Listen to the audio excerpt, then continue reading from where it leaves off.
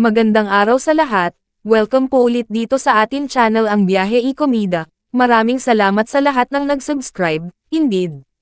Punta tayo sa atin topic, May 30, 2025.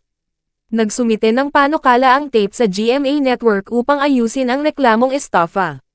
GMA Network has yet to respond to TAP's proposal. Naniniwala ang legal counsel ng Tape, Television and Productions Exponents, Inc., na hindi dapat estafa ang isinampang reklamo ng GMA Network laban sa dating producer ng Itbulaga, kundi civil liability lamang. Sa inilabas na pahayag ni Attorney Maggie Abraham Garduque kahapon, May 29, 2025, sinabi nitong gaano man kalaki ang perang dapat singilin ng GMA sa tape, hindi raw ito maituturing na estafa.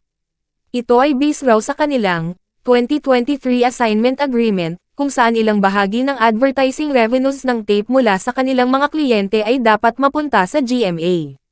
Saad ni Garduque, Tape still believes that whatever amount is collectible from them by GMA is merely a civil liability and not a criminal liability for estafa. Foremost, even assuming that the amounts were used by Tape Inc. for its operations instead of remitting it to GMA, this is a mere violation of the assignment agreement being executed between Tape Inc. and GMA Inc. Therefore GMA can only file a civil case for breach of contract. Ayon pa sa legal counsel ng Tape, ang perang hindi pa nakukuha ng GMA ay corporate liability ng Tape at hindi ng individual stockholders nito.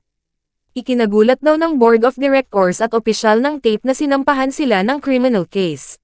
Saad ni Garduque, secondly, these amounts are corporate liability of Tape Inc., and not of its individual stockholders. Under the law, corporation has separate and distinct personality with its stockholders. Thus, respondents members of BOD and officers of Tape were surprised that a criminal case for estafa was filed against them. Gayunpaman, susundin pa rin daw nila ang bagong patakaran ng Department of Justice, DOJ, na ang mga kahalintulad na usapin ay dumaan sa mediation o pag-uusap. Binanggit din ni Garduque na nagsumite sila ng offer sa GMA upang ayusin ang pagkakautang ng tape. Kung tatanggapin daw ito ng GMA, magsusumit ang magkabilang panig ng compromise agreement sa susunod na pagdinig. Hindi niya idinetalye kung ano ang nilalaman nito. Tape, as a corp, today submitted an offer to GMA Inc. to be able to settle the amount stated in the complaint which are collectibles of GMA. This offer will be submitted to GMA and if this is acceptable to GMA, a compromise agreement will be submitted by the parties on the next and last hearing which is June 11 at 12:30 p.m. If there is no compromise agreement submitted, the case will already be docketed for preliminary investigation. Wala pang inilalabas na pahayag ang GMA Network ukol sa pahayag ng Tape. Wala pang balita kung ano ang nangyari sa mediation sa pagitan ng Tape at GMA Network kahapon, May 29. Hindi malinaw kung ang pahayag ni Garduque ay nagugat sa isinagawang mediation.